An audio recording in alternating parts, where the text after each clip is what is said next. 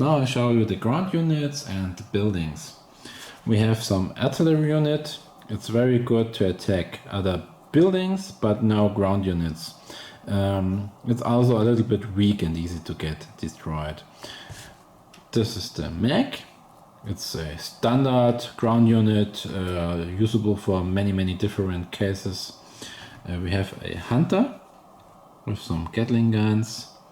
It's a different version of the standard mech. It's very good to attack other ground units. We have a guardian unit. It has some armor and is very strong and thick. And the only problem of this unit is it cannot be launched into a dropship because it's just too heavy. So you can use him as a good protection for your own territory. We have a Titan, some special expansion unit. It uses 4 tiles to stay on. He can walk through water. That's the only ground unit can walk even through ocean. And it's quite strong and have a double weapon. And the double weapon means it can fire with 2 dice each attack. We have a radar.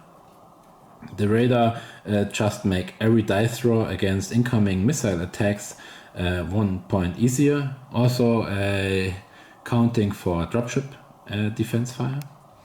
We have a nuke. This launch a very heavy nuke missile, and this missile destroys a lot of spaces at the enemy territory. And we have a ray gun. This is special unit 2, the same as the nuke, and it's impossible to defend, but it costs a lot of energy and only hit 1 tile each turn.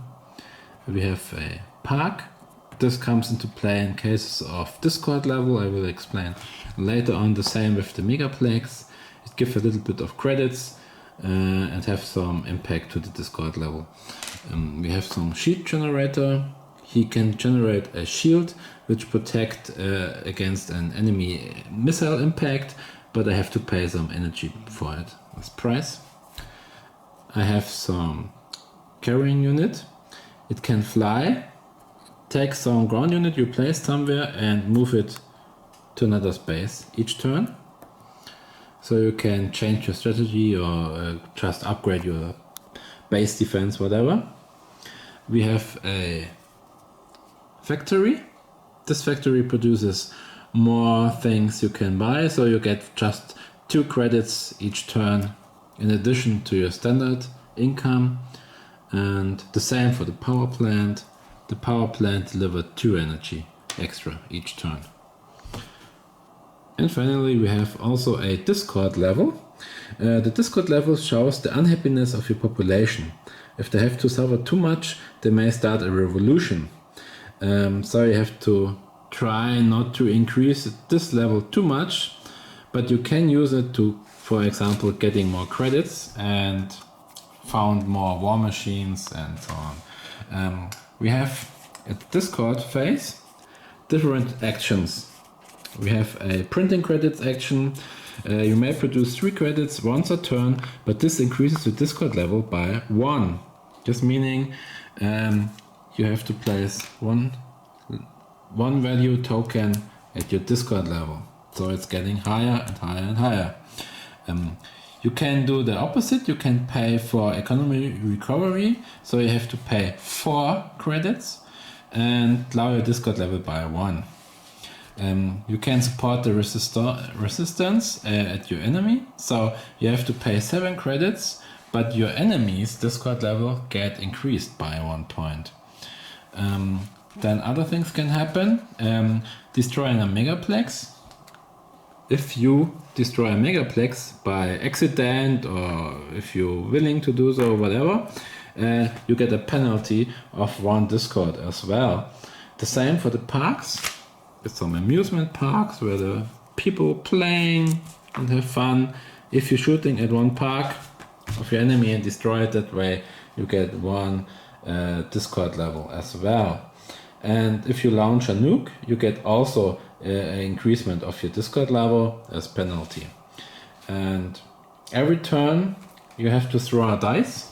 if your discord level is higher as 4, for example, if my discord level is now, let's say I have 5, more as 4, I have to throw a dice and add this value to the value I have already. So 4 plus 5 plus 4 is 9.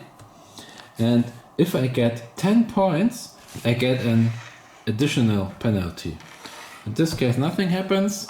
If I am throwing, let's say, a 6 at the next turn, I have 5 plus 6 is 11. So I get a penalty and my discord level automatically increasing by 1. And this getting forward and forward until I maybe lower it, or I'm reaching a absolutely value of tokens here of 10 points, and then I'm game over. End of this turn, if I cannot lower it anymore and I reach the end and doesn't destroy the last base of my opponent, I get a revolution in my home territory and I'm lost. And some general rules or infos. Building is parallel, so both players can use their time to decide what units and buildings they buy. They just place it before its map, and then if both finish buying, the player with the initiative have to first placing their buildings onto the map. What's more, erasing buildings. You cannot sell buildings or ground units, but you can erase them for free. Just move them away. There's a limit of units. It's the same as the count of miniatures. For example, you have 2 ground units of the artillery and 2 units of the guardian mech. If you have 2 in your hangars, you cannot buy anymore. A hangar can be destroyed. It have health points, and for example, this hangar have 2 health points. And if you get a missile attack and the missile, let's say a high explosive missile hitting this tile get 1 damage, and all surrounding tiles, so you get 1 damage point. You have 2, so it's still alive. If another missile incoming and exploding here, let's say a double missile, high explosive, causing 2 damage at all nearby tiles, it get 2 more damage points. 1 is enough to destroy it, it get moved away. And if I now have a ground unit without a hangar, I have to take it and place it this place and cause him the damage left over, so it get 1 damage point. All other new attacks of missiles or whatever directly hit him, and also the enemy player now, okay, I have this type of ground unit staying here, and I also cannot pay and repair this unit because it haven't any hangar, and I also cannot launch this unit. Okay, anyway, a guardian I cannot launch to attack my opponent, but let's say, okay, it's a normal mech. It have no hangar, so I cannot launch this unit with a dropship. Anyway, and if I'm later on buying a new hangar, let's say I have to take a look where my hangar is. Here, hangar here, or wherever. Let's say I place it here. Then I can take him back, including the damage, and place him back onto my hangar. And now later on in the repair phase I can pay for the repair and fix him. And I can launch him again the next turn to the enemy via dropship. And one tip, just place your markers somewhere at this grid. You not have to sort them exactly.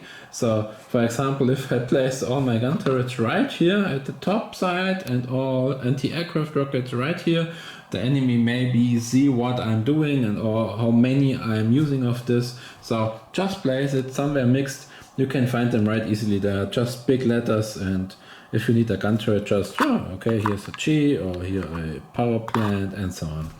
It's not so difficult. If the enemy fire at this anti-aircraft rocket with a single missile, and it's incoming, and right here, 2 fields in range, I have to show it.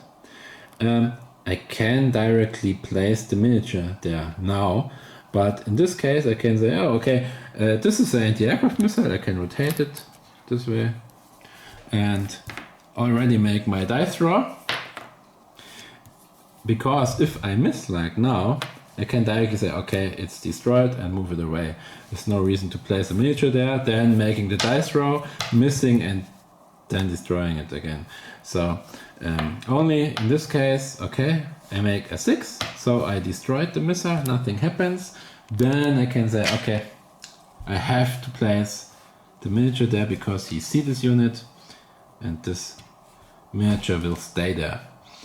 If you want to build a new building, place the marker there, and you need one dummy marker, but let's say you have already placed all dummy markers all around your map, then you can just place only your building and finish, or you can just erase some dummy marker somewhere from your map and place it somewhere, wherever, again, doing it like that. And if you not want to get destroyed too quickly, try to place gun turrets and anti-aircraft missiles at some kind of blocks together, so it's difficult to land somewhere and attack with a dropship, because the gun turrets can defense fire, and if you just try to destroy this situation here with attacking missiles, you also have a defense anti-aircraft rockets, so it's a quite good defense. You can make different variations, and in opposite, if you're attacking your enemy, let's say looking like that, let's say this is the situation, you can say, oh, okay, if I try to hit this, both anti-aircraft missiles, anti-aircraft rockets can defense fire, so I'm maybe more intelligent and firing only this base or this base, then only this anti-aircraft rocket is in range, and this cannot do anything, so the opponent have only one dice roll. If he hit the attacking missile, nothing happens. If he doesn't hit, these both units in explosion range get a damage point, and this get destroyed, have only 1 health point, and this gun turret is weakened. And that's maybe not bad, because maybe I launch a drop ship or another missile this turn, whatever. In the table view you also see a graphic of the range. For example, here is a range of 2 fields, but it's quite simple, it's just a square. And for your information and the very strategical playing people, here you have some chart. If you're firing a single missile and the defender have 1 anti-aircraft missile, your chance to hit is 50%. If you fire a double missile, it's 100%, but because he can only hit a single missile with his anti-aircraft rocket, so 1 at least coming through and destroying the target. 2 anti-aircraft missiles against 1 attacking single missile is 25%, against a double missile 75%, and so on. For example, if you the opponent have 4 anti-aircraft rockets, it's nearly impossible to hit with a single missile, but with a double missile it's close about every 4th situation which you will have a success. And here's the chart if your enemy have a radar, and that's quite more difficult to hit. The double missile still hits against a single anti-aircraft rocket. A single missile against a single anti-aircraft rocket is only 33%, and opposite of 50% if you have no radar, or the defending player have no radar, and so on. So you can a little bit calculate if it's worth firing and exactly at what tile you plan to fire.